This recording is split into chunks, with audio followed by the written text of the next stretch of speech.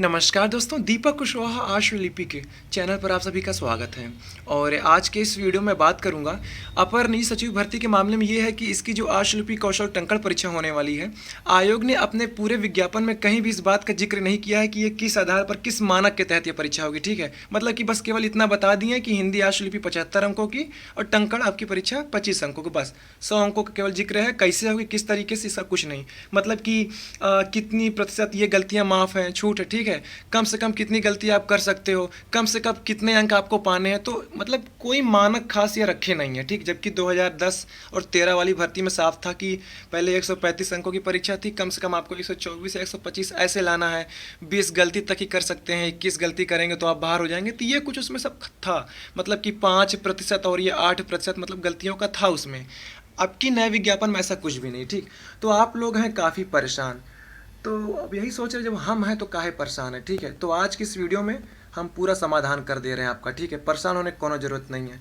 तो आप लोग वीडियो को पूरी ज़रूर देखिए, और जिन भी लोगों ने अभी तक चैनल को सब्सक्राइब नहीं किया है तो पहले आप सभी लोग चैनल को सब्सक्राइब भी जरूर कर लें, काहे से कि ज़्यादा ज़रूरी। ठीक, अब एक आप चाहे धमकी समझिए फिर गुंडाई, जाऊँ समझना समझिए, लेकिन चैनल सब्सक्राइब हो जाना चाहिए बस, तो कर लीजिए। ठीक, अच्छा, मैं हमेशा कहता हूँ आप लोगों से कि विज्ञापन पढ़ा करिए। सारी चीज़ें विज्ञापन में रहती हैं, शब्दों का हेर फेर रहता है, तो थोड़ा पढ़ा करिए। जिसको आप अपने खुद से पढ़ेंगे तो थोड़ा कुछ तो समझ में आएगा, लेकिन ना, आपको तो पढ़ना है ही नहीं।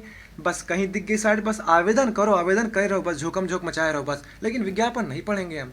यही बड़े आयोग दूर विज्ञापन देता है। जैसे मेरे जैसे लोग जिनको अंग्रेजी नहीं आती, दूर दूर तक कोनो वास्ते नहीं अंग्रेजी से, तो उनके लिए हिंदी वाला विज्ञापन है, और जो अंग्रेज हैं ढेर, उनके लिए अंग्रेजी वाला है। तो दोनों विज्ञापन है, उसको समझिए, पढ़ने के लिए दिया गया है वो। लेकिन ना ना ना, इतनी तकलीफ काहे करेंगे आप। पीडीएफ डाउनलोड करनी पड़ेगी, फिर पीडीएफ खोलनी पड़ेगी, उसको स्क्रॉल करना पड़ेगा, उसका जूम करके देखना पड़ेगा। मैं समझ रहा हूँ, आंखों में दर्द हो जाता होगा। अब इन और कहीं निहारना हो तो खूब देखेंगे। ठीक है, हाँ, आप दिमाग ना दौड़ाइए ज़्यादा। तो देखिए सीधे मुद्दे की बात, जो इनका ये कहना है कि परीक्षा योजना पाठ्यक्रम में देखिए साफ साफ लिखा है कि प्रथम चरण की परीक्षा और द्वितीय चरण। प्रथम में आपका वो वस्तुनिष्ठ वाला जो कुछ हो गया, मतलब समान ज्ञान, वो सारी चीज़ें ठीक है।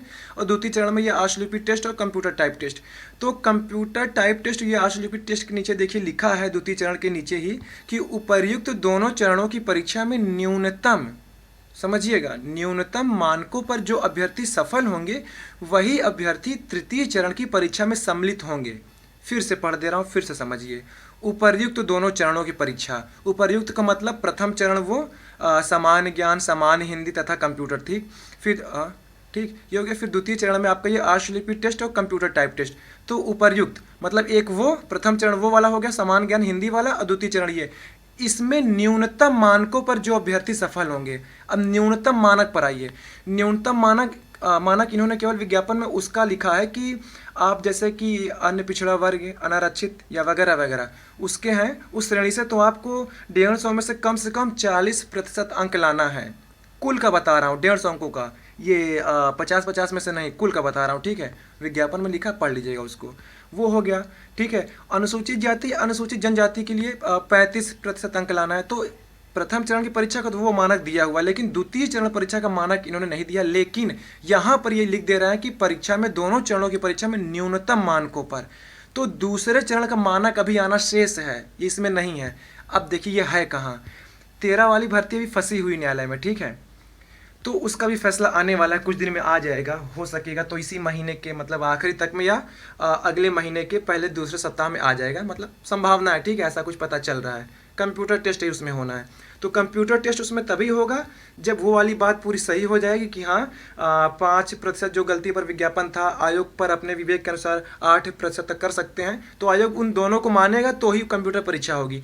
तो वही मानक अपने पर आगे चल के लागू हो जाएगा। आयोग ने इसीलिए, ये मैं अपने दिमाग से बता रहा हूँ, कोई खुफिया गुप्तचर कुछ नहीं है। ठीक है, इतना तो अक्ल है ही अब। ठीक, तो जैसे उसका कुछ फैसला आएगा तो आयोग आपको बाद में एक विज्ञप्ति जारी करके बता देगा कि हाँ 75 अंकों में आपको कम से कम इतने अंक लाने हैं, या फिर इतनी गलतियां आप कर सकते हैं, इसके बाद करेंगे तो बाहर हो जाएंगे। जो कुछ होगा वो आयोग बता देगा आपको।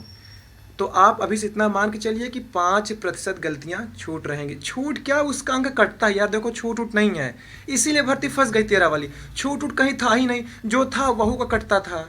तो इसीलिए आयोग ने कहा ऐसा करो, हटाओ, इसलिए अभी इन लोग कुछ दिए नहीं है विज्ञापन में।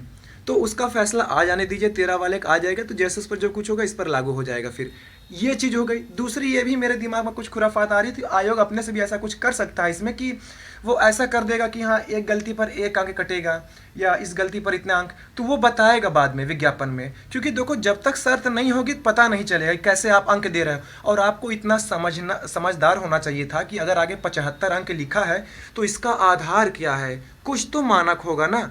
ये भी आप लोग दिमाग नहीं लगा पाए, क्योंकि नीचवा देखो लिखा है साफ साफ। तो जब आपका प्रवेश पत्र जारी होगा उसमें सारी चीज़ें दे देंगे। चलो ऐसे समझो, इलाहाबाद उच्च न्यायालय के तहत ये जो जिला न्यायालयों से भर्ती आई थी आशुलिपिक की भी, उसमें देखो विज्ञापन में कुछ नहीं था क्या शर्त है कैसे नहीं। लेकिन जब प्रवेश पत्र जारी हुआ तो उन्होंने बोल दिया कि अगर आप वर्तनी में शुद्धि करेंगे या वाक्य में शुद्धि करेंगे तो 1 पूरे अंक कटेंगे, कुछ अगर ऐसा कर देते हैं वैसा कर देते हैं तो उसके आधे अंक कटेंगे। तो ऐसा कुछ इस पर भी होगा, आप निश्चिंत रहिए। परीक्षा के पहले कोई विज्ञप्ति आ जाएगी या फिर ये जो 13 वाला फैसला आ जाएगा तो वो इस पर लागू हो जाएगा, तब कोई विज्ञप्ति आ जाएगी, या फिर जब आपकी ये आशुलिपि कौशल परीक्षा टंकण परीक्षा होने वाली रहेगी तब प्रवेश पत्र पर पूरी जानकारी होगी, या उसके ठीक पहले एक विज्ञप्ति आ जाएगी।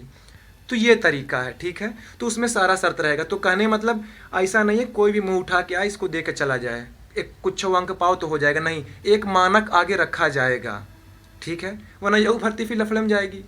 तो सीधी बात, क्योंकि 75 अंक का मानक क्या है, ठीक है। अगर आपको 75 अंक ही देना है तो इसका तो कोई मतलब ही न रह जाता, तब फिर केवल आप टाइपिंग का ही अंक रखते या फिर वह को न रखते हैं। जो लड़का शॉर्ट हैंड पास हो गया तो बस बात खत्म, पास हो गया, ठीक है। टाइपिंग में निकालिए स्पीड तो बस ठीक है। इसका मतलब ही क्या था।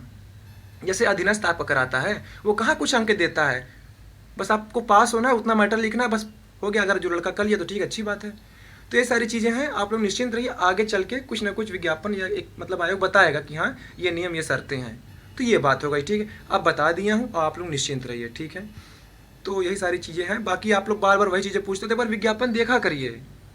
टेलीग्राम ये मेरा ग्रुप है @APS दीपक कुशवाहा, ठीक है। आप लोग यहाँ से जुड़ जाइए। अब हर पल वीडियो नहीं बनाई जा सकती, तो वहाँ पर जो कुछ भी नई चीज़ें रहती है, फिर जो कुछ मन में होता है कि हाँ अब आपको बता दूँ, तो वहाँ मैं आपको बता दे रहा हूँ। तो वहाँ आप लोग जुड़ जाइए, वहीं से आपको सारी जानकारी मिल जाया करेगी। या वहाँ पर मैं ये 2-3 दिन 4 दिन पहले बता चुका था, ठीक है। अब वही मैं आज सोचा कि आज आप यूट्यूब पर भी बता दूँ, तो ये बात रही, ठीक। तो अब ख़त्म हो गया, मन में कुछ रह नहीं गया ना, तो बस निश्चिंत रहिए, कुछ ना कुछ मानक रखा जाएगा, या तो पुराना ही रहेगा या तो आयोग कुछ अपना नया कर देगा। अच्छा एक बात और बतानी है, देखिए बहुविकल्पी हो गया है, ठीक है। कुछ लिखित का तामझाम नहीं रह गया। पहले यह था कि कितनों की कॉपी जचे, निबंध लेखन है, पत्र लेखन, उसमें समय लगता था। पूर्णतः बहुविकल्पी से ये फ़ायदा है कि परीक्षा आपकी बहुत तेज़ी से होगी। और इस भ्रम में मत रहिएगा कि इसके पहले भी कोई 3-4 भर्तियाँ आई हैं तो पहले वो हो जाएंगी। वो आयोग के विवेक के ऊपर है, वो जो चाहे वो भर्ती पहले करवा सकता है।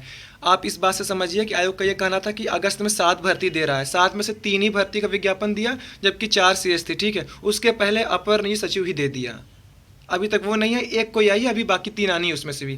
तो ये आयोग के ऊपर है कि वो कोई परीक्षा पहले करा सकता है, क्रम उसका कुछ भी हो सकता है, वो आयोग के ऊपर है, ठीक है। परीक्षा बहुत जल्दी होगी और ज़्यादा मतलब समय भी इसमें नहीं मिलेगा, इतना आप लोग समझ के चलिए। 8-9 महीने में भर्ती पूरी करानी है, मैं बार बार कह रहा हूँ। आयोग अब कोई भर्ती, केवल यही वाली भर्ती नहीं है, आयोग जितनी भी भर्तियाँ देगा सभी का लक्ष्य ये है कि 8-9 महीने भैया पूरी करो बस इसको, चाहे जो भर्ती हो, ठीक है। तो ये भी आप लोग मान के चलिए कि परीक्षा बहुत जल्दी हो जाएगी, संभवतः दिसंबर के आखिरी में या जनवरी छू लेगा, जनवरी के पहले या फिर दूसरे सप्ताह में, इसके आगे नहीं जाने वाला, ठीक। या कुछ होगा देखा जाएगा, तो जैसे भी होगा आगे आपको बताऊंगा, ठीक। तो ठीक है, आज की इस वीडियो में बस इतना ही था। पूरा वीडियो देखने के लिए धन्यवाद। जय बजरंगबली।